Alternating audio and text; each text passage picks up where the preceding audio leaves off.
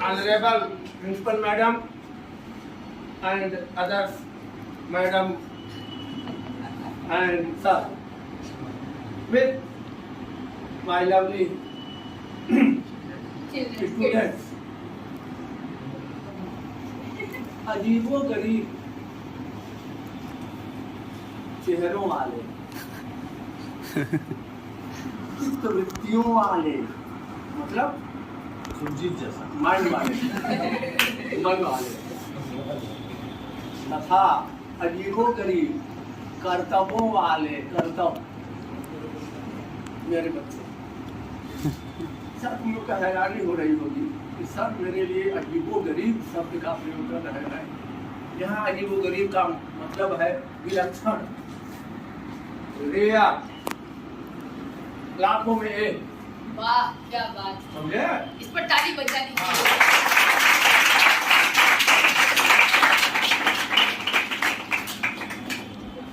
नहीं, बड़े ये शब्दों को समझने के लिए बड़ी समझ भी अप्लाई करनी पड़ती है। हमें, मुझे नहीं, हमें, तुम लोगों में विलक्षण प्रतिभाओं के दर्शन होते हैं, यानी बड़ी जबरदस्त प्रतिभा तुम लोगों में है, जो कि सामाजिक परिवेश, स्वयं की सोच प्लस बाकी लोगों के विचारों के कारण सुषुप्त अवस्था में पड़ी हुई है, सोई हुई है मानो।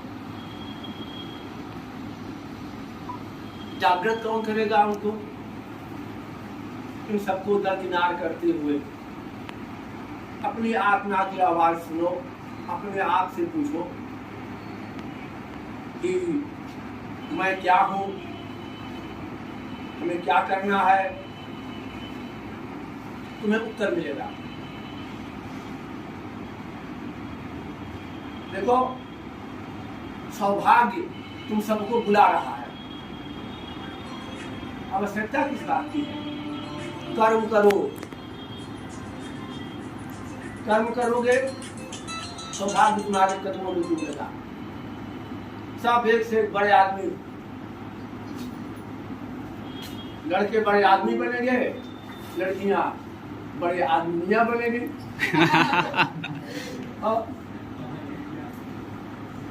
और अब तक जो भी आपका परफॉर्मेंस रहा मिला मिला ठीक रहा। कारण ये में आप बच्चे हैं, अपने जाने में आप भले ही अपने को स्मार्ट का समझे, लेकिन अभी बुद्धि तो बच्चों वाली ही है।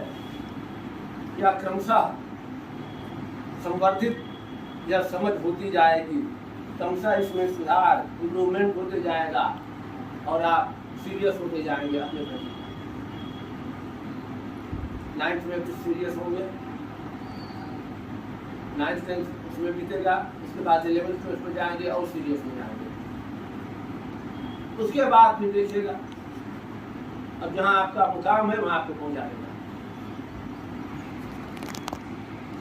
लेकिन सौभाग्य को बहुत आगे मत छोड़िए, उसको खींच करके जल्दी अपने पास लाने का प्रयास करिए।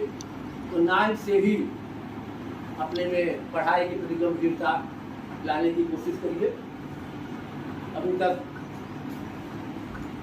प्राइमरी और जूनियर आपने देखा, अब तो भाई आप सीनियर में जा रहे हैं 9th में, तो अच्छी समझदारी हो, शुरू से सीरियस हो जाइए पढ़ाई के प्रति।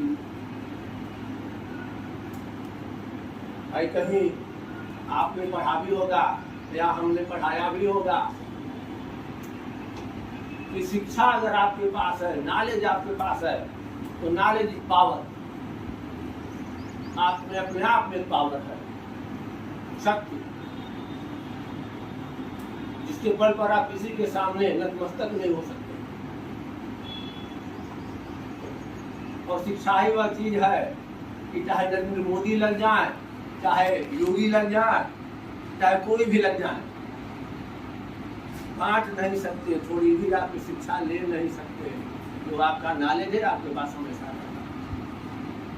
अगर शिक्षा है तो आप दुनिया की हर चीज अपने सामने खड़ी कर सकते हैं, जो चाहेंगे वो पा सकते हैं। बस एक चीज पर ध्यान केंद्रित करिए, पढ़ाई में मन लगाना है हमें। तो देखिए हर प्रकार से लाभप्रद होगा,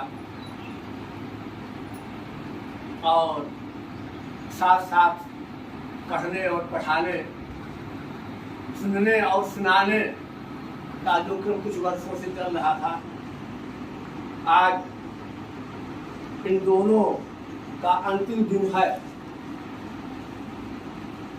आज के बाद फिर इस ग्रुप में मैं कभी आपको समझाने नहीं जाऊंगा, और तो आप समझने के लिए अवेलेबल हूँ। तो मेरी बातों को ध्यान में रखिएगा। अंतिम क्षण में यही हमारे आपके प्रति संदेश है। जय हिंद, जय Bharat. Honourable director sir, colleagues, तो भाई आप लोग तो लवली ब्यूटीफुल सब हैं, किड्स आज और लग रहे हैं सुंदर ही लग रहे हैं। देखो बेटा, सर ने कहा, बहुत कुछ कहा, ये भी कहा कि आगे चल के आप लोग सीरियस हो गए, लेकिन एक बहुत खराब एक्सपीरियंस है मेरा, बहुत ही गंदा एक्सपीरियंस। कुछ लोग जब 8th पास करके 9th में जाते हैं तो जैसे आजाद पंछी बन जाते हैं।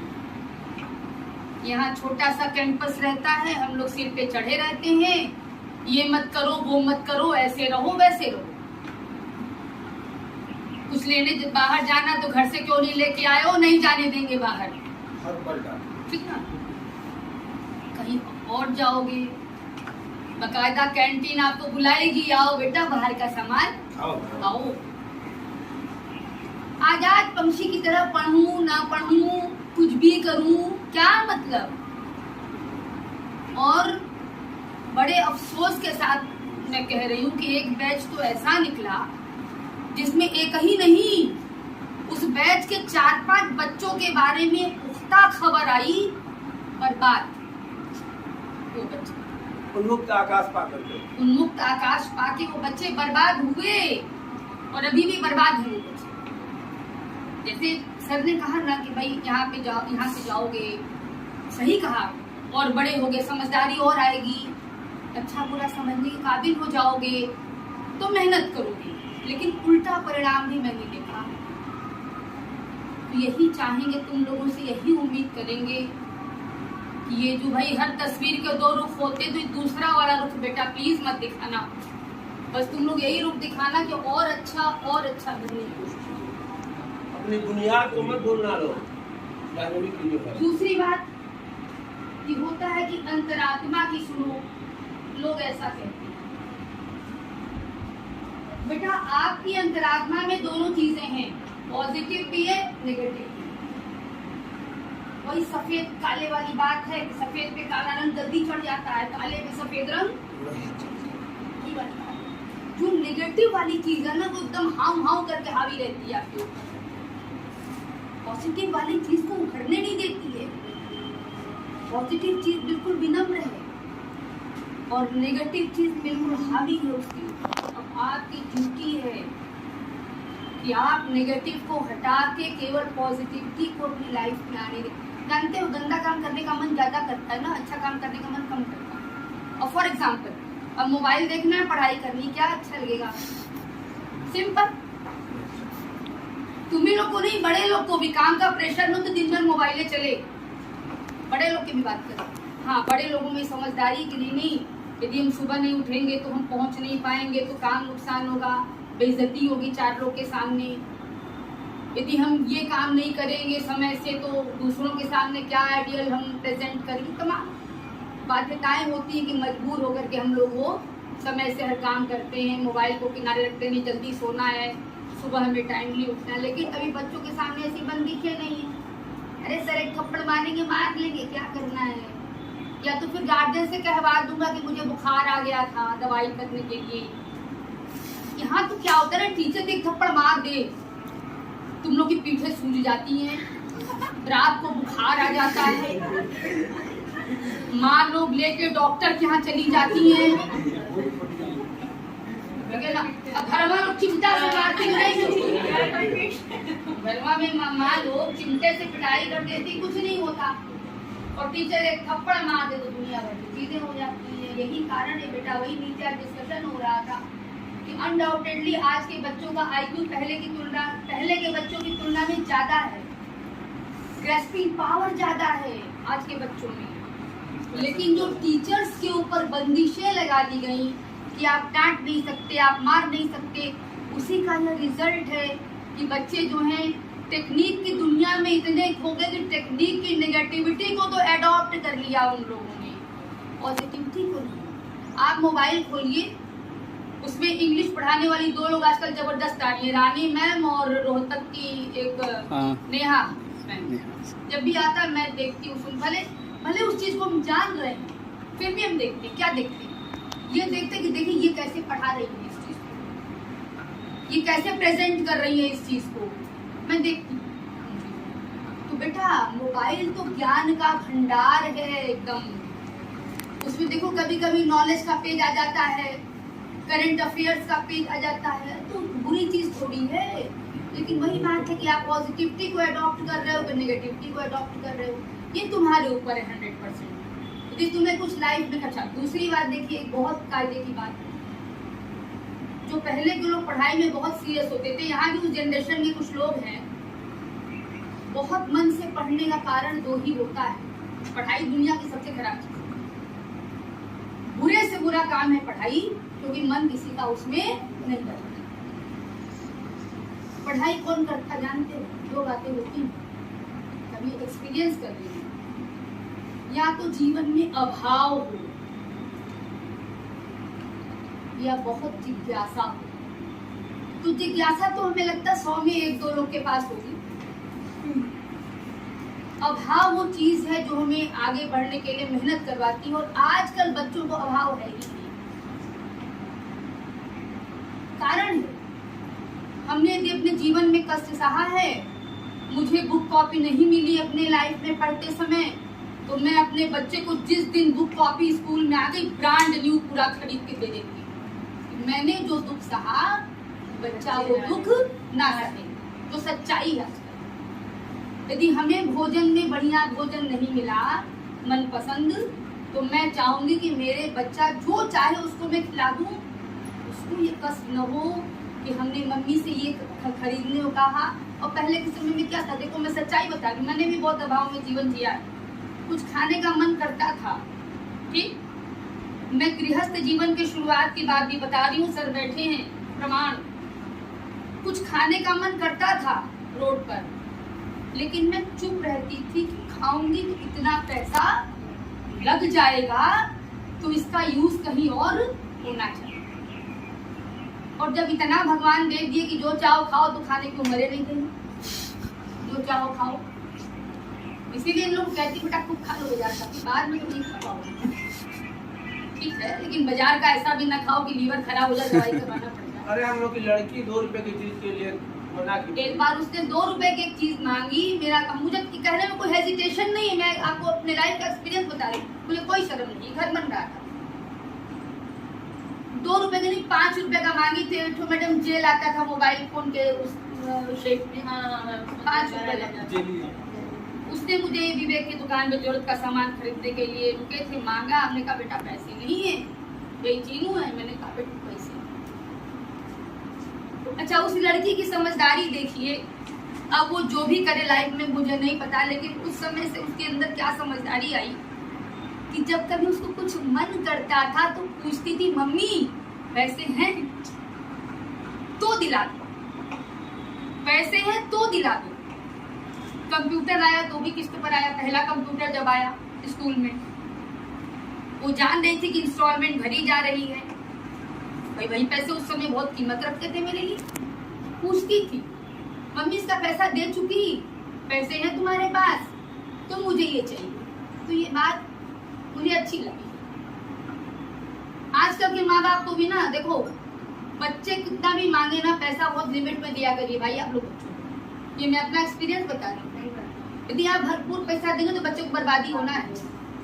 आप लोग के पास है तो भी बच्चों को खर्च पूछ लो बच्चों से, बेटा क्या खर्चा है बताओ, जो खर्चा हो कितने पैसे आपको कहीं से इंतजाम करके भाई मैं दे दूंगा या दे, ये होना चाहिए। इससे आप लोग भी एक लेसन लिखिए बेटा, फालतू खर्च नहीं, कि माँ बाप दे भी रहे हैं तो फालतू खर्च। और 3 बातें मैंने बता दी, अंतरात्मा में आपके नकारात्मक चीजें भी हैं उनको दबाइए, अच्छी चीजों को अडॉप्ट करिए, खुला प्रांगण मिल जाए तो उसका दुरुपयोग मत करिए, फ्रीडम मिल जाए तो।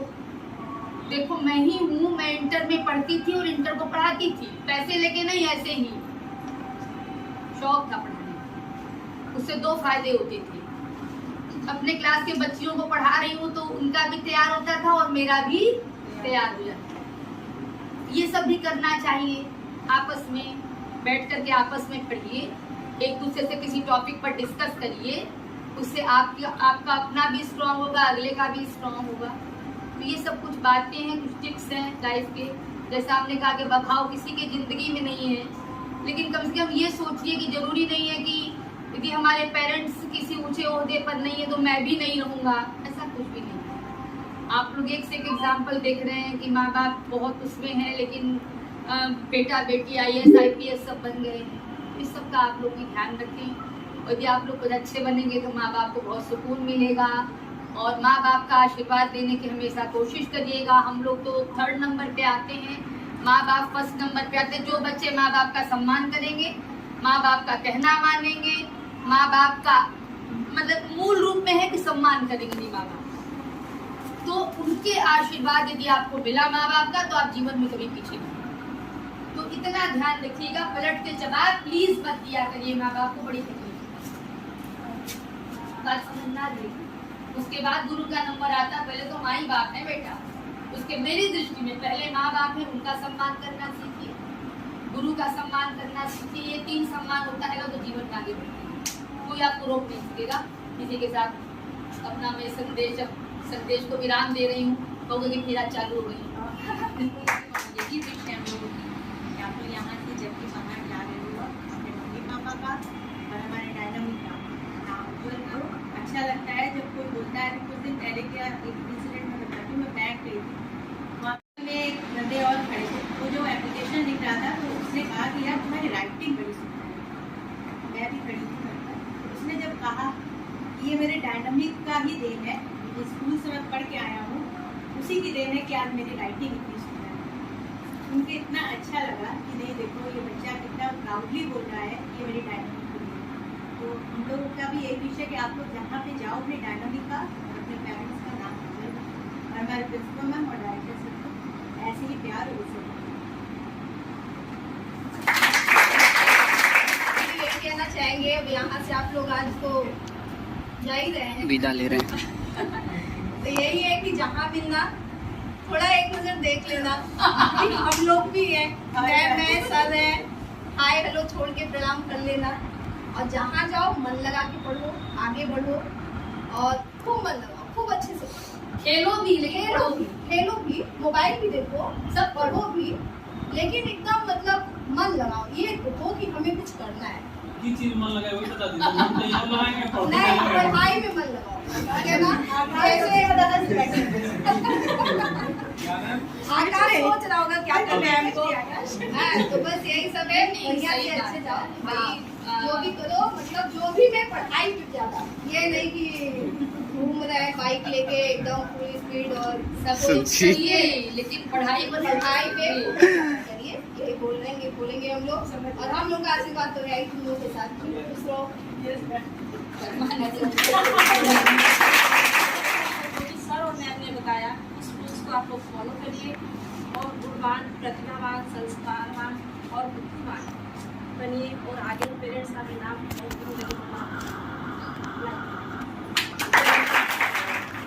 मैं तो बहुत कम समय के लिए आई हूँ, मगर मुझे यहाँ जो प्यार मिला आप लोग से, बच्चों से, वो मैं नहीं भूलूंगी। बट इन फ्यूचर आप लोग भी जो प्यार मुझे यहाँ से मिला है वही प्यार मैं चाहूँगी कि आप लोग बैक को दीजिए। सब कहीं भी मिले, कहीं भी आप लोग रहें, जितने भी बड़े हो जाए, मगर एज अ रिस्पेक्ट आप लोग मैम को जरूर रिस्पेक्ट, सर को मैम को जरूर आप लोग रिस्पेक्ट कीजिए। और best of luck in future में आप लोगों को। आप आगे बढ़िए, अपने लक्ष्य, एक जो आपका लक्ष्य होता है कि मुझे पढ़ना है, तो वो आप मन लगा के अपना पढ़िए। Best of luck, thank you. बस यही है, जहाँ जाओ जो भी मतलब स्ट्रीम आप चुनिए, उसको क्यों चुनना है ये सोच के चुनिएगा। 9, 10 तो सबको एक ही चीज़ पढ़नी है। 11, 12 आपको जो भी करना है, जैसे आपको साइंस लेना है कि मैथ्स लेना है कि बायो लेना है, तो क्या लेना है, कॉमर्स लेना है, क्या लेना है और वो क्यों लेना है, एक गोल सेट कर लीजिए। अगर मुझे साइंस लेना है तो मुझे क्या करना है, बीटेक करना है कि बीसीए करना है कि क्या करना है, और वो कैसे पॉसिबल होगा। मतलब देखिए, जब आप, मैं बता दूंगा, यहाँ पे किसी के पेरेंट्स इतने अमीर नहीं है कि जो आप चाहो वो तुरंत करवा दें आपको, ठीक है। तो उसके लिए आपके पास, अगर आपको पेरेंट्स फोर्स करते हैं कि नहीं, 3 प्रोफेशन में, मतलब 3 चीज में कहूंगा कि एकदम सख्त मत करिएगा। पहला बीए, दूसरा बीकॉम, तीसरा बीएससी, ठीक है। तीनों में टाइम, ये तीनों करके कहीं नहीं पहुंचेंगे आप। सच्चाई आज के जमाने में, आज के जमाने में इन तीनों का करके आप कहीं नहीं पहुंचेंगे। हाँ, अगर आपको आईएएस पीसीएस करना है आप ये तीनों कर सकते हैं, ग्रेजुएशन करें, ठीक है। लेकिन अगर आईएएस पीसीएस ड्रीम नहीं है तो ये तीनों कभी मत करिएगा। अब इसके अलावा, अच्छा, हम लोग की जनरेशन जो है या मैम लोग की जनरेशन जो है, इन लोग को इसके अलावा और कुछ मालूम नहीं। सच्चाई नहीं, क्योंकि हम लोग बीए और बीकॉम और बीएससी यही है, यही मालूम है हम लोग को। हम लोग को नहीं पता बीटेक का फॉर्मूला क्या है, कैसे होता है, बीसीए का फॉर्मूला क्या है, कैसे, हमें नहीं मालूम। तो इससे क्या होगा कि आप खुद नॉलेज कलेक्ट करिए कि मुझे ये करना है, इसके बाद मेरी ऐसे जॉब लगेगी, इतने कॉलेजेस हैं जो मुझे रेफर करेंगे कि मैं इस कॉलेज से ये चीज़ कर सकता हूँ, मेरा इतने का पैकेज लग जाएगा, इसलिए मैं बीकॉम या बीए और बीएससी नहीं करना चाहता। और जितना पैसा आप इसमें लगाएंगे और मैं कहीं नहीं पहुंचूंगा, उससे कम पैसे में ये हो जाएगा। लोन, आपको एजुकेशन लोन मिल ही रहा है, बताइए।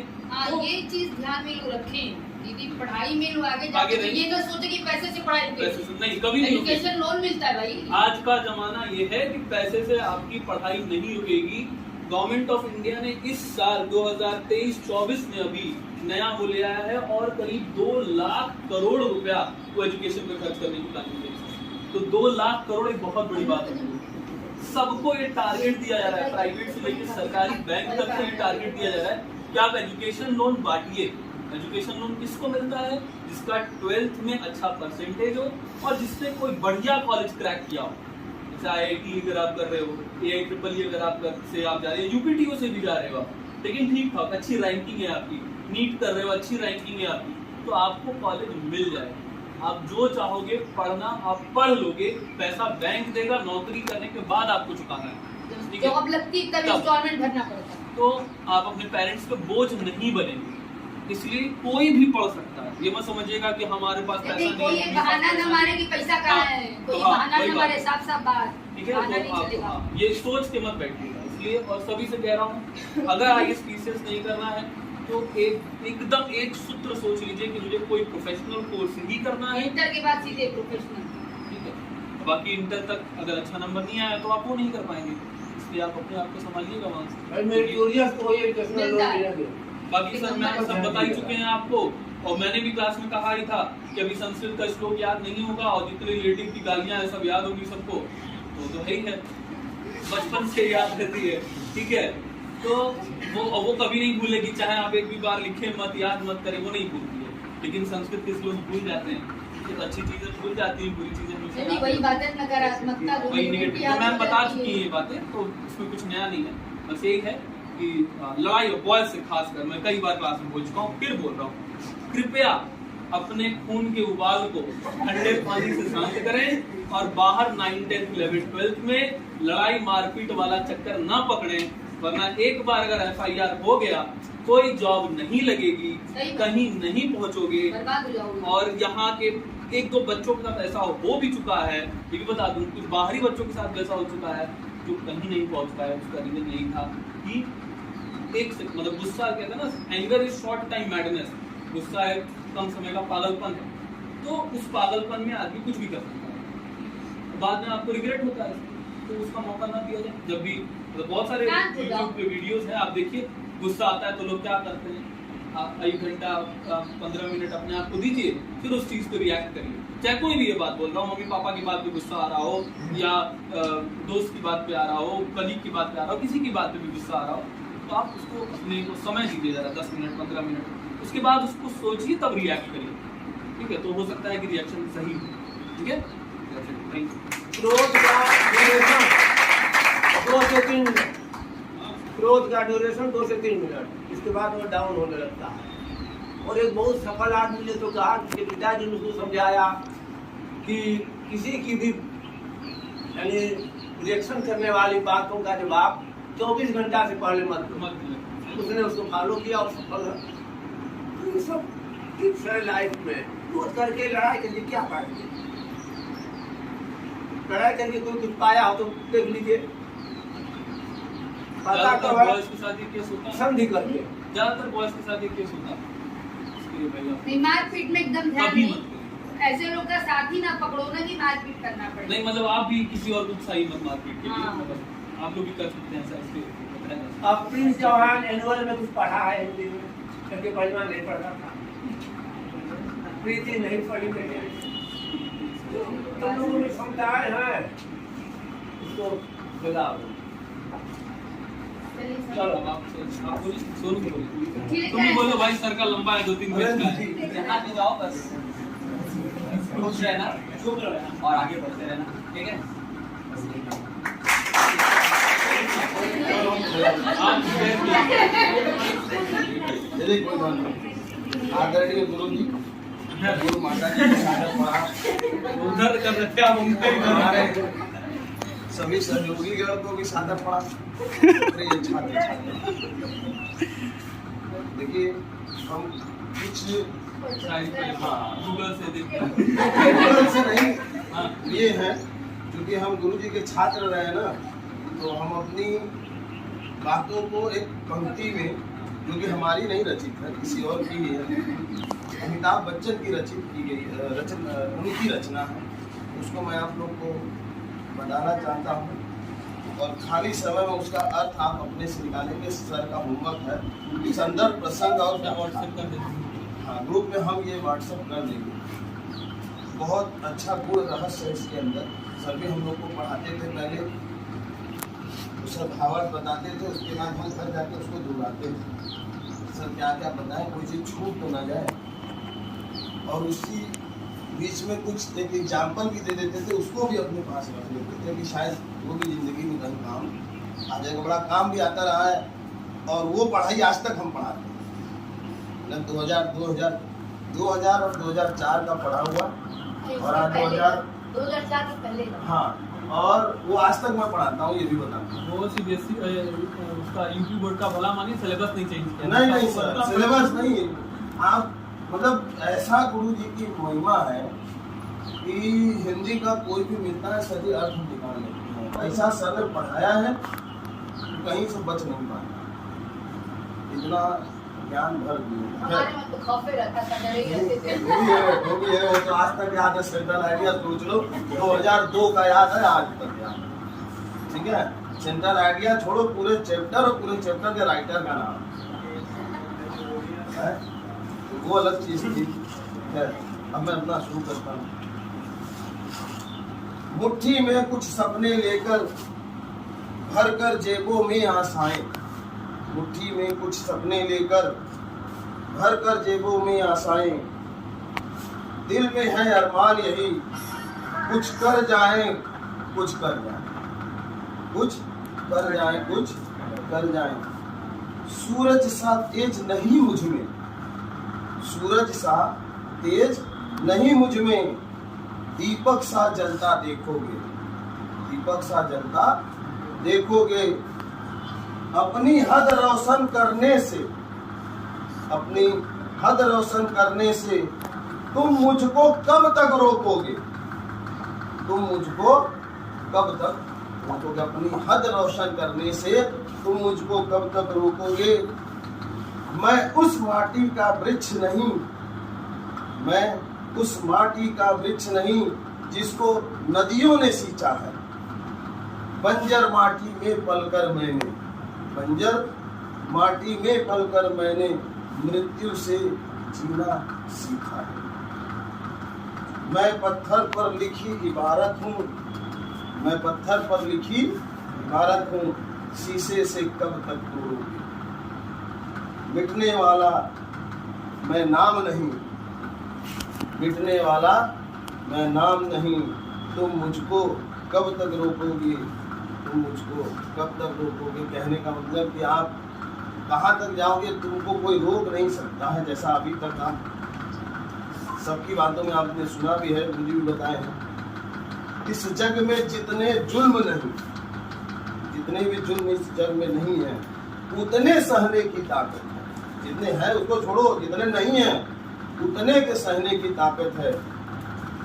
तानों तानों तानों कौन सा ताना जो मारा जाता है, तानों के भी शोर में रहकर सच कहने की आदत है। मैं सागर से भी गहरा हूँ, मैं सागर से भी गहरा हूँ। तुम कितने कंकड़ फेंकोगे, चुन चुन कर आगे बढ़ूंगा मैं, तुम मुझको कब तक रोकोगे। झुक झुक कर सीधा खड़ा हुआ, अब फिर झुकने का शौक नहीं। झुक झुक कर सीधा खड़ा हुआ, अब फिर झुकने का शौक नहीं। अपने ही हाथों रचा स्वयं, तुम मुझको कब तक रोकोगे। तुमसे मिटने का खौफ नहीं, मैं तब कर सोना बन जाऊंगा, मैं तब कर सोना बन जाऊंगा, तुम मुझको कब तक रोकोगे, तुम मुझको।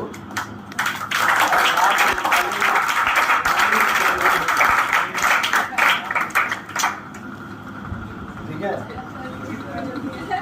हाँ,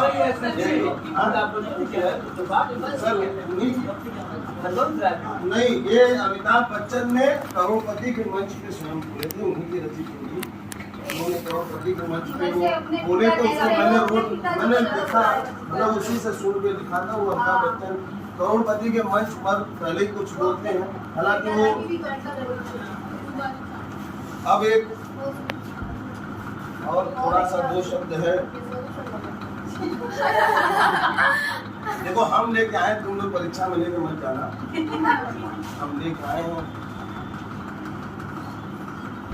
कि किस लिए हमने इसको लिखा हुआ है। ये आपको बता दें कि जिंदगी में कभी भी तुमको लगे कि अब हमारे आगे रास्ता नहीं है या हम किसी काम के नहीं हैं, ठीक है, कभी डिप्रेशन में हो जाओ, तब इस चीज़ को याद रखना, वैसे डिप्रेशन में होना ही नहीं।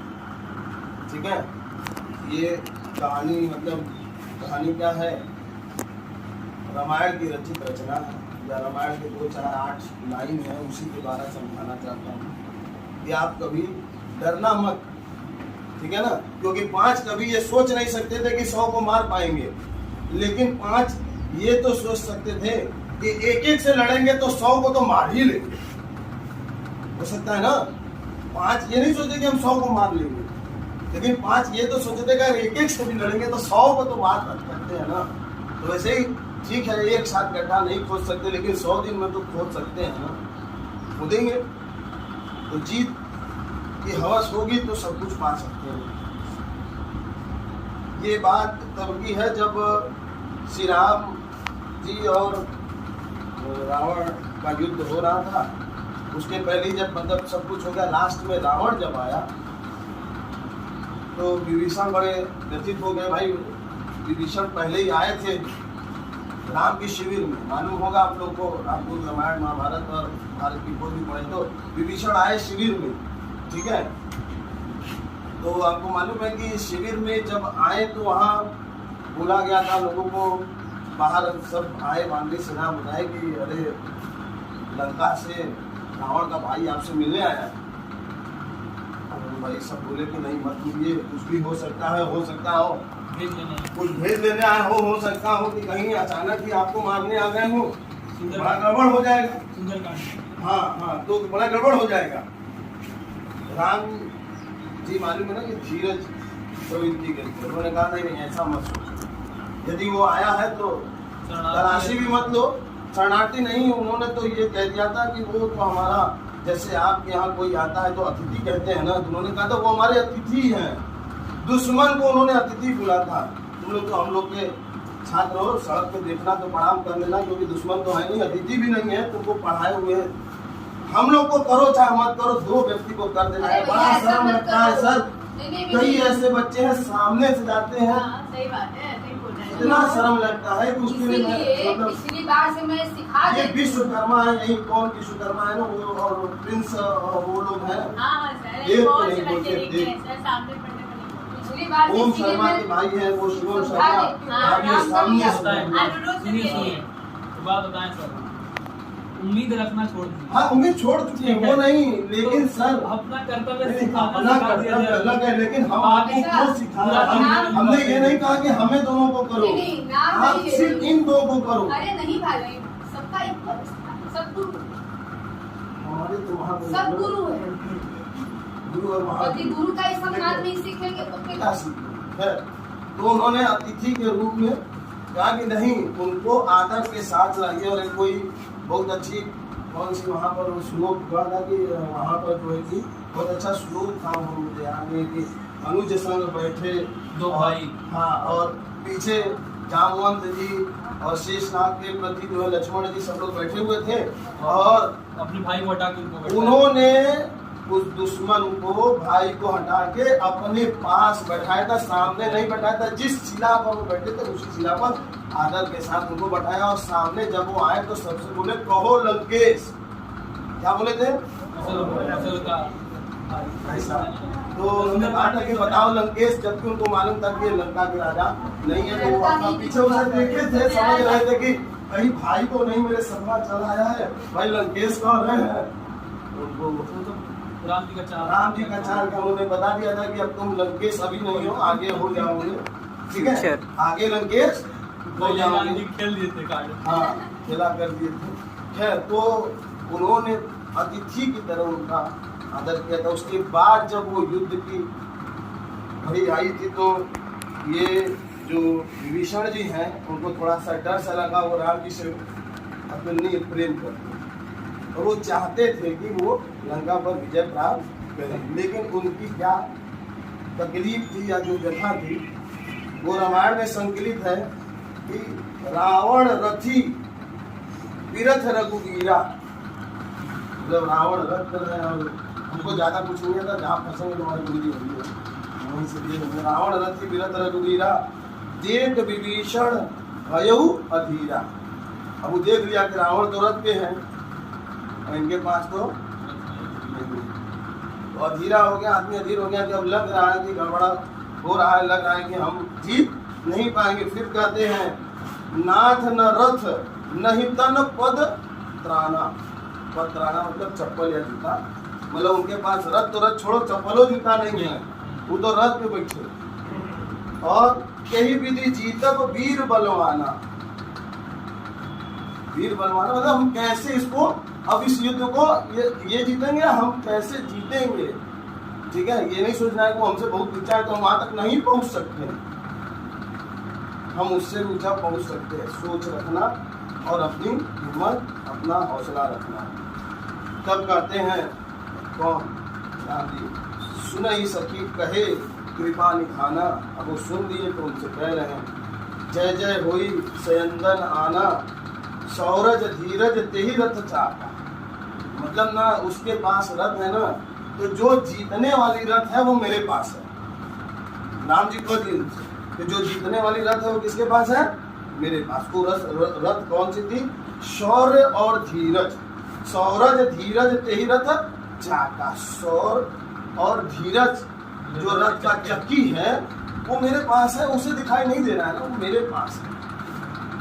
शौर्य का और धीरज का चक्का मेरे रथ में लगा हुआ, वो किसी को दिखाई नहीं दे रहा है। और बल विवेक नहीं, सत्यशील दृढ़ ध्वजा पताका। सत्यशील दृढ़ ध्वजा पताका, बल विवेक दम परहित बोल, क्षमा कृपा समता रजु। मतलब कि उनका जो ध्वज था उस पर सत्यशील, सत्य और शील का ध्वजा वो लगा हुआ था। और जो चार उनके घोड़े थे जो दिखाई नहीं दे रहे थे, उसका मतलब है कि बल, विवेक, शौर्य, धीरज। बल, विवेक, शौर्य और धीरज, ये 4 उनके घोड़े भी थे जो उन्होंने अपने आप बताया उनको कि है, उसे दिखाई नहीं दे रहा, मेरे पास है। और इस तरीके से मतलब उन्होंने उसे समझाया कि देखो, युद्ध हो चाहे कैरियर, ठीक है, जीतेंगे कैसे, जब धीरज और विवेक होगा तभी जीत पाएंगे। वैसे ही आपको भी अपना करिए, थोड़ा सा संभल के चलना होगा, लड़ाई झगड़ा नहीं करना होगा, किसी का जवाब नहीं देंगे, ठीक है, चीज़ों को समझेंगे और उसको परख के, हो सकता है वो 4 लाइन में हो तो आप 18 लाइन में भी लिख सकते हैं, मालूम है ना, लिखा भी जा सकता है।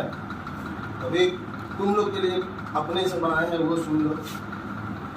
अपनी इच्छा को सीमाओं में बांधे रखो तुम युवाओं और युवतियाँ हो, अपनी इच्छा को सीमाओं में बांधे रखो, वरना ये 100 गुनाहों में बदल जाते हैं, वरना ये 100 गुनाहों में। 4 लाइन का 14 लाइन कैसे होता है वो भी हम बता दें। बहुत पहले हमारे गुरु जी और गुरु माता जी बताते थे, कुछ भी करना लिख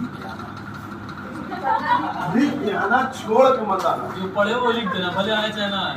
और ये भी सुन लो, हनुमान चालीसा लिखने के लिए नहीं बोला गया था, समझे। लिखने का मतलब है कि आज तक लेक्चर में कुछ तो तुम्हारे कान में गया है वही लिखना। डेफिनेशन नहीं आता छोड़ दो, ठीक है, परिभाषा नहीं आता, डेफिनेशन नहीं आता, छोड़ दो। जो सुने हो वो लिख के आना, जो सुने हो वही लिख के चले आना, लेकिन लिख के आना, छोड़ के पूरा कापी छोड़ के मत।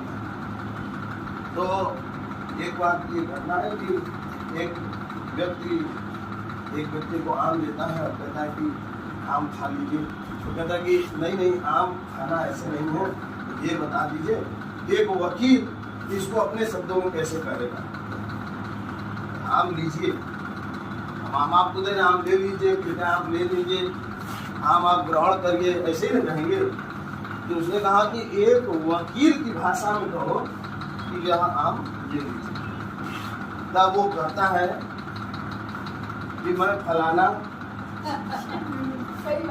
पुत्र ढिमाका निवासी, ये निवासी, यहाँ का निवासी, ये निवासी और पर पुत्र ये, मैं अपने पूरे होशो हवास में मेरे द्वारा अर्जित की गई यह आम, ठीक है, आपको लिखित रूप में सौंप रहा हूँ।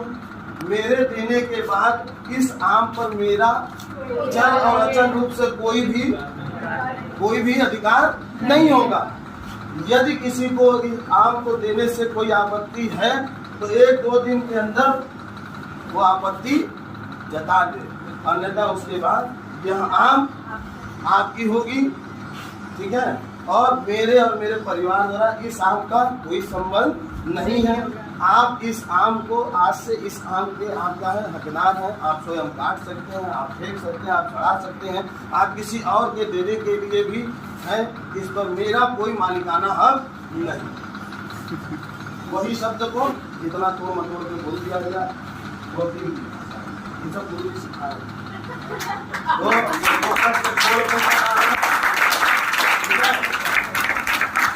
कौनो रिएक्शन हो, कुछ हो, ठीक है, इतना मालूम होगा कि अगर S2 निकल रहा था तो खींच खाच के S2 वाले में से दोनों लगा के S2 निकाल देना, और देखा कि कुछ बता तो पानी कैसे निकलेगा, H2O निकालना है चाहे हाइड्रोजन निकालना है, तो दूर गैस कुछ मिला मिला के का निकाल H2 जरूर निकाल देना, और उसको लिख देना खूब मजे से।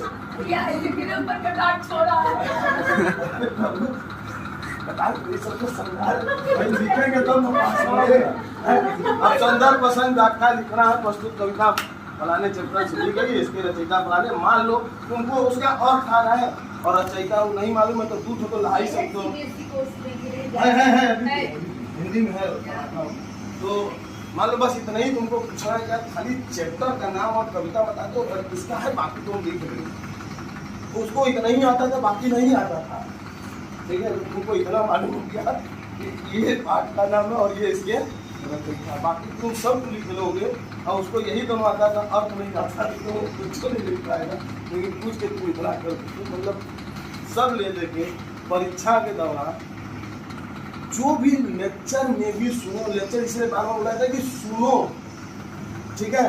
क्यों?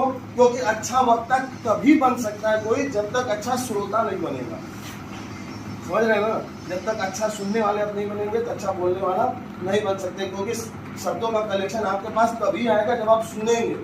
पेट से कोई लेकर नहीं आता, पेट से केवल गुण लेके आ सकते हैं, ठीक है। बोलना सुनना तो जब समाज में और अपने अध्यापक का कान में सुनेंगे तब आप बोल सकते हैं। तो जब सुने रहेंगे तो नहीं आ रहे, तो इतना तो याद है कि इस रिएक्शन के बारे में सर ने इतना बताया, ठीक है। यहाँ अभी आप सुने तो आपके दिमाग में ये हो गया कि यार एजुकेशन लोन मिलता है, जितना तो होगा कि कैसो 12 खूब बढ़िया नंबर से पास कर ले, ठीक है। और उसके बाद तो सर इतना दिमाग तो यही दिए हैं कि सारा दोनों पढ़ाई करो, खाली बढ़िया कॉलेज होना चाहिए, पैसा तुम्हारा नहीं लगेगा, तुम भी निश्चिंत होकर बर्बाद कीजिए, बस हम हमको मन लगा के 12 तक पढ़ लेने दीजिए।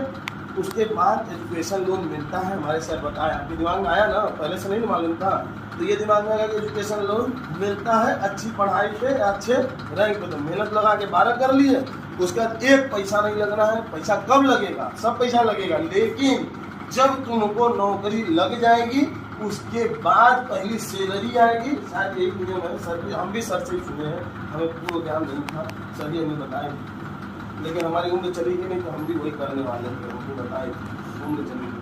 तो उसके बाद क्या करेंगे? पढ़ लेंगे, बहुत ज्ञान हो गया।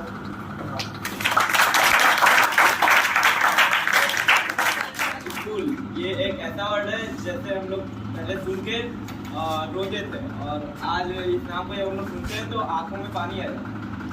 और जब हम लोग स्कूल में आए थे तो हम लोग को कुछ नहीं था, जब नॉलेज नहीं था, और जब हम लोग यहाँ से निकलने वाले हैं, आज हम लोग का आखिरी दिन है, और मैम सर लोग, Vineet sir, Sunit sir, ma'am लोग हो गई, और ये लोग जो हम लोग को पढ़ाएंगे और इन लोग का ज्ञान हम लोग जहाँ भी जाएंगे हर जगह रोशन करेंगे। बस देखेंगे चलो ठीक है, बैठो बैठो। नेक्स्ट।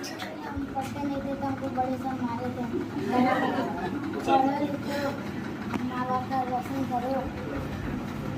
तो पढ़ने लगे, चलो भाई बताइए।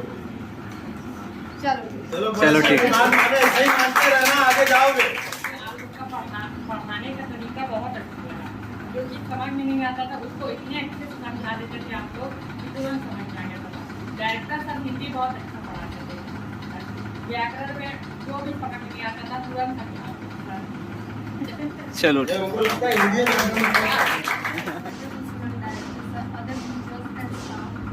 As all of we are assembled today, celebrate a very special event out here. I am extremely thankful to the management and my dear friends for giving me this opportunity of delivering speech for farewell. While I am excited to hear that we have just passed class 8, I am also feeling sad that we will leaving this school now. This place has been the second home for us, where we have spent most of our time. The teachers have been extremely kind and humble and always supported us to learning and our faces. ठीक। School में आके सारी चीज़ें बस बहुत अच्छी हैं, सारे सर और सारी मैम बहुत काइंडनेस और केयरिंग है, सब बच्चों को मतलब अच्छे से देखते हैं और सब चीज़ें अच्छे से बुझाते हैं, बहुत अच्छा लगा। ठीक। अलविदा करने के लिए खड़ा हूँ। वैसे तो आज खुशी और गम दोनों का दिन है। इस स्कूल में हमें इतने प्यारे दोस्तों का प्यार मिला और शिक्षकों का मार्गदर्शन मिला। अब हम इन सबको अलविदा करने वाले हैं। पढ़ने लिखने के अलावा हम अपने स्कूल में और कई तरह की मौज मस्ती और मनोरंजन करते हैं।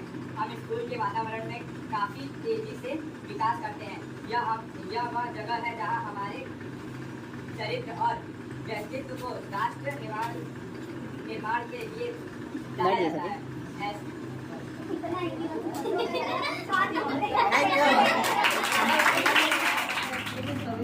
अच्छे हैं, सब अच्छा पढ़ाता है।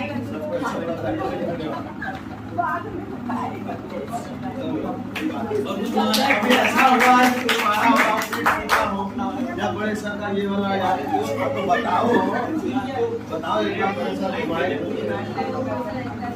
क्वेश्चन आंसर नहीं आता था उसको मारे को उसके बाद याद हो गया फिर हमेशा पढ़ते हो। ये सब आशीर्वाद है मार खाने का। सबसे ज्यादा किससे मार खाया?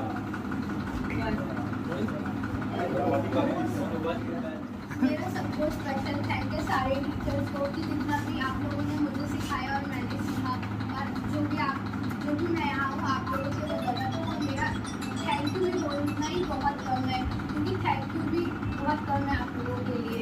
और मैं कुछ शायरी बताना चाहती हूँ।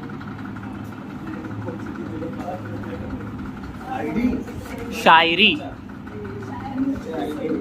हजारों फूल चाहिए एक माला बनाने के लिए, हजारों रंग चाहिए एक रंगोली बनाने के लिए, हजारों दिए चाहिए एक आरती सजाने के लिए, पर एक सच्चा शिक्षक अकेले ही काफी है बच्चों की जिंदगी को स्वर्ग बनाने के लिए। और एक फ्रेंड्स लोगों के लिए, माय डियर फ्रेंड्स, स्माइल तेरी क्यूट और तू सबसे स्वीट है, तेरी बातें सबसे अलग है और तू सबसे यूनिक है, दोस्ती हमारी पक्की और तू सबसे सच्ची है या सच्चा है, साथ बिताए हमने सालों और यादें बने हमारे लाखों, यदि सारी यादें सारी बातें आज भी हमें याद है क्योंकि आज भी हम साथ हैं।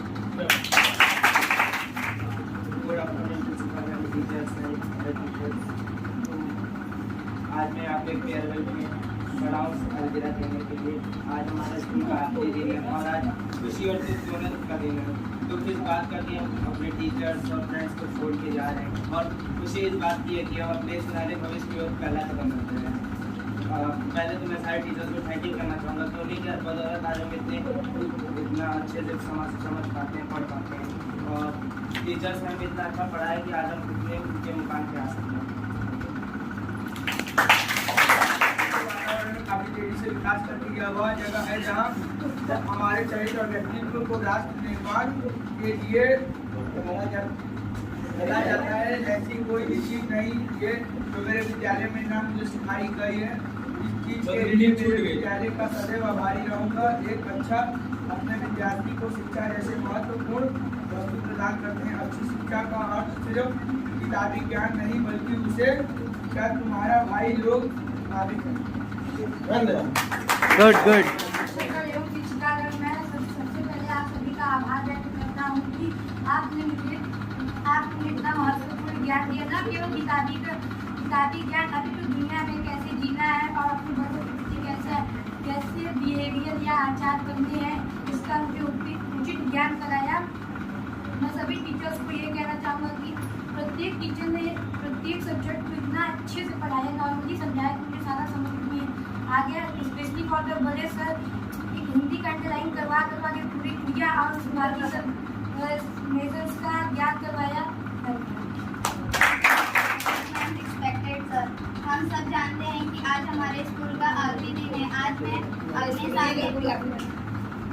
मैं आपके सामने अलविदा कहने के लिए खड़ी हूँ। वैसे तो आज खुशी और गम दोनों का ही दिन है, फिर भी खुशी इस बात की है कि हम हमारे उज्जवल भविष्य के लिए नए पड़ाव में कदम रखने जा रहे हैं, और दुख इस बात का है कि जिस स्कूल में हम खेल कूद कर और पढ़ लिख कर बड़े हुए, ऐसे स्कूल जहाँ हमें इतना प्यार, दोस्तों का प्यार और शिक्षकों का मार्गदर्शन मिला, अब हम इन सब को अलविदा कहने वाले हैं। मैंने कभी सपने में भी नहीं सोचा था कि जिस दिन हमारा स्कूल का आखिरी दिन होगा हम सब इतने खुश होंगे और सभी के आँख में आंसू होगा। इस स्कूल में हमारा